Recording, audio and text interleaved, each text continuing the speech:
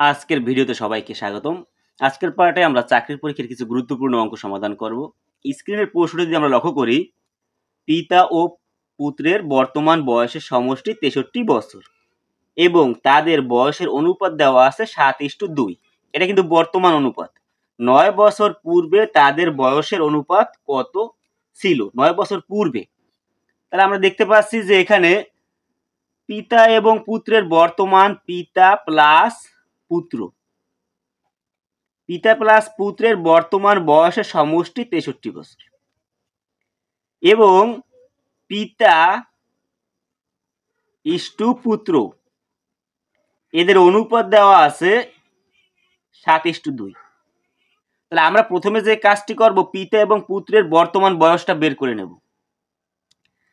আমরা যদি 7 আর 2 যোগ করি তাহলে পাবো আমরা 9। এই 9 থেকে যদি আমরা 63-কে ভাগ করি তাহলে আমরা পাই 7। এই 7 থেকে যদি আমরা 7-কে গুণ করি তাহলে পাবো আমরা 49 এবং 7 থেকে যদি আমরা 2-কে গুণ করি তাহলে কিন্তু আমরা পাবো 14। তাহলে পিতা আর পুত্রের বয়স কিন্তু বের হয়ে গেল। এটা কিন্তু বর্তমান বয়স, এটা বর্তমান বয়স। তাহলে পিতা এবং পুত্রের বর্তমান বয়স হচ্ছে 49 এবং 14। ভালো করে লক্ষ্য করুন, পিতা এবং পুত্রের বয়স তো দেওয়া আছে আর অনুপাত দেওয়া আছে। আমরা অনুপাত দুইটা যোগ করে বয়সকে ভাগ করেছি, পেয়েছি 7। সেই 7 থেকে 7কে গুণ করলে আমরা পিতার বয়স পাবো এবং 7 থেকে 2কে গুণ করলে আমরা পুত্রের বয়স পাবো। এখন প্রশ্নে আমাদের কি বলেছে, 9 বছর পূর্বে তাদের বয়সের অনুপাত কত ছিল। তাহলে আমরা যদি 9 বছর পূর্বে যাই তাহলে পিতার বয়স ছিল 40 আর পুত্রের বয়স ছিল কিন্তু 9 দিলে 9 5, 9 5 14, 5। তাহলে 9 বছর পূর্বে পিতার বয়স ছিল 40 বছর, পুত্রের বয়স 5 বছর। এখন এদের আমরা অনুপাত বের করলেই কিন্তু আমাদের প্রশ্ন সলভ। আমরা যদি একে 5 দ্বারা ভাগ করি তাহলে আমরা পাবো 8 ইস্টু, একেও যদি আমরা 5 দ্বারা ভাগ করি তাহলে পাবো কিন্তু আমরা 1। তাহলে উভয়কে আমরা যদি 5 দ্বারা ভাগ করি তাহলে আমরা পাবো 8:1। এটাই হচ্ছে 9 বছর পূর্বে পিতা এবং পুত্রের বয়সের অনুপাত। এখানে আমাদের সঠিক আনসার হবে এই গ নম্বর। খুবই কমন একটি প্রশ্ন, বিভিন্ন চাকরির পরীক্ষায় কিন্তু এই ধরনের প্রশ্ন থাকে। যদি ক/খ এর মান দেওয়া আছে 4:5 এবং ক/গ এর মান দেওয়া আছে 6:5 হয়, তবে গ/খ এর মান বের করতে বলেছে। এ ধরনের প্রশ্নে আমরা যে কাজটি করব, আমাদের প্রথমে দেওয়া আছে ক/খ 5:4 আর ক/গ দেওয়া আছে 6:5। আমরা এই ধরনের প্রশ্নে এই ধরনের অঙ্ক আগেও করিয়েছি যে আমরা n গুণন পদ্ধতি অ্যাপ্লাই করব, কিন্তু কখন পারবো, যখন দেখবো আমরা এই কোনাকুনি দুইটির মিল আছে। কিন্তু এখানে দেখতে পাচ্ছি আমরা খ আর ক মিল কিন্তু নেই। তাহলে আমরা কি করতে পারি, আমরা এটা মিল করার জন্য উল্টিয়ে যদি দিই, প্রথমে খ যদি আগে লিখি আর এখানে ক দিই তাহলে খ/ক হবে, এটা উল্টিয়ে যাবে 4:5। আর আগে যা ছিল ক/গ, এই দ্বিতীয়টি 6:5। এখন কিন্তু আমাদের এই কোনাকুনি মিল হয়েছে। এখন কিন্তু আমরা n তৈরি করতে পারবো, এখানেও n তৈরি করতে পারবো। তাহলে আমাদের অনুপাত কি হবে, প্রথমটি আমরা আগে লিখে নেব, এরপর এই কোনাকুনি দুটি থেকে একটি নেব এবং পরেরটি আমরা এখানে লিখে নেব। তাহলে খ/ক/গ। এখানে কিন্তু অনেকে স্টুডেন্ট ভুল করে ক/খ/গ দিয়ে করে ফেলে, তাহলে কিন্তু আপনি সঠিক রেজাল্ট পাবেন না। এখানে প্রথমটি, তারপরে দুইটি থেকে একটি, এরপরে গ নেব আমরা। আবার এটা আমরা গুণ করে দেব, প্রথমে এই দুইটা গুণ করলে 4 × 24 ইস্টু 5 × 30 ইস্টু 5 × 5 = 25। প্রথমে এই দুইটা গুণ, তারপরে এই দুইটা গুণ, তারপরে এই দুইটা গুণ। এখন আমাদের প্রশ্নে বলেছে গ/খ। আমরা যদি গ/খ করি, এখানে আমাদের গ হচ্ছে 25 ইস্টু খ হচ্ছে আমাদের প্রথমটি 24, 25:24। এটা আমাদের প্রথম নম্বরেই আছে, ক নম্বর 25:24। করিম ও রহিমের বেতনের অনুপাত 7:5। করিমের বেতন রহিমের বেতন অপেক্ষা 400 টাকা বেশি।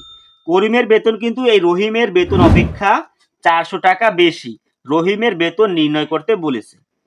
এখানে আমাদের যদি রহিমের বেতন আমরা বের করতে যাই, প্রথমে দেওয়া আছে প্রথমে করিম, তাহলে করিম ইস্টু রহিম আছে 7:5। তাহলে আমরা যদি করিমকে 7x ধরি আর রহিমকে যদি আমরা 5x ধরি,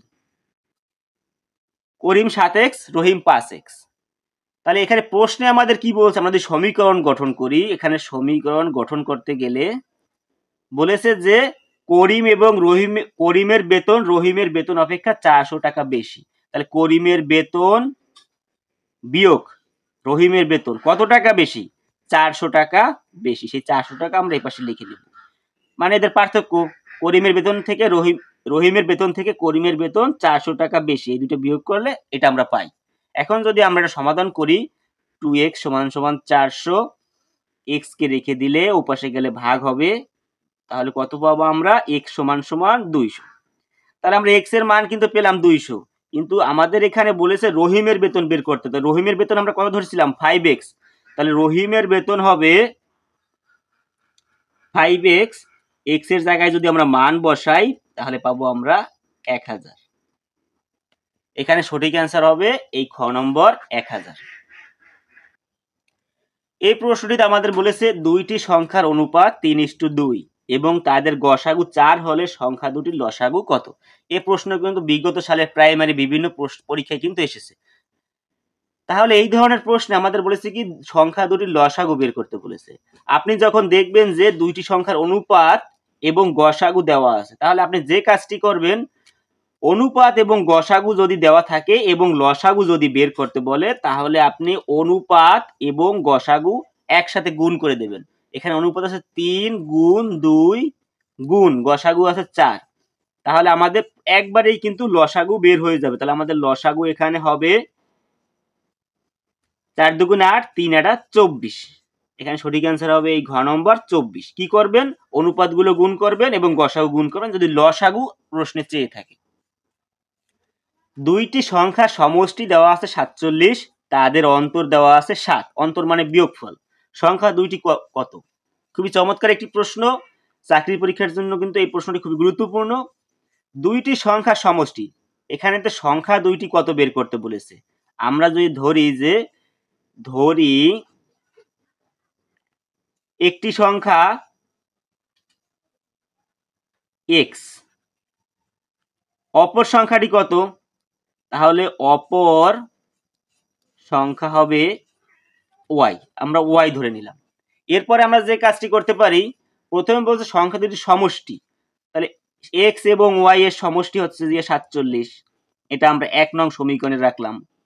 তাদের অন্তর মানে বিয়োগ। তাহলে x এবং y এর বিয়োগ যদি আমরা করি, অন্তর হচ্ছে 7। এটা 2 নং সমীকরণে রাখলাম। আমরা এখানে একবার শর্টকাটে আমি করে দিচ্ছি, যেহেতু এমসিকিউতে আমরা তো সময় পাবো না। আমরা যদি কাটাকাটি করি, 2x = যোগ করলে পাবো আমরা 54। তাহলে আমাদের x এর মান কত পাবো আমরা? অর্থাৎ x 2 ওই পাশে গেলে তো ভাগ হবে, তাহলে হবে 27। x এর মান কিন্তু 27। x কে একটি সংখ্যা, আমরা কিন্তু একটি সংখ্যা পেয়ে গেছি। এরপরে যদি আমরা অপর সংখ্যা বের করতে যাই, x এর মান আমরা যে কোনোটায় বসালেই কিন্তু অ্যান্সার পেয়ে যাবো। আমরা যদি 1 নং এ বসাই, x এর মান 1 নং এ বসিয়ে পাই। 1 নং এ কি আছে আমাদের? x + y = 47। তাহলে x এর মান 27 + y = 47। তাহলে y এখানে রেখে দিলাম, ওই পাশে 27 গেলে হবে বিয়োগ। অতএব y = কত পাবো? 20। তাহলে x হবে 27, y হবে 20। এটা আমাদের এই যে 27 ও 20, এটি হবে আমাদের সঠিক অ্যান্সার। আজকের পাঠ এ পর্যন্তই। ভিডিওটি ভালো লাগলে সবাই লাইক, কমেন্ট এবং শেয়ার করবেন। আর এই ধরনের ভিডিও যদি আপনারা আরো পেতে চান, অবশ্যই চ্যানেলটি সাবস্ক্রাইব করবেন। ধন্যবাদ সবাইকে।